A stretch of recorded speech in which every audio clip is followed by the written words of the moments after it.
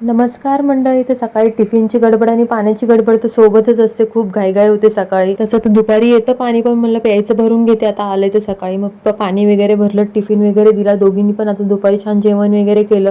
आता काल बाजारात गेलो, तिथून 2 बाहुले आणलेले, त्याच्यासोबत खेळणं चालू होतं दुपारी. नंतर मग संध्याकाळी चहा वगैरे घेतला आणि दोघी मार्केटला गेलो होतो थोडी संक्रांतीची तयारी करण्यासाठी. थोडं छोटं मोठं सामान बघितलं, बांगड्या वगैरे. नंतर गेलो होतो साडी फॉल बिडिंग करण्यासाठी, कारण की साडी ब्लाऊज काहीच शिवलेला नव्हता अजून.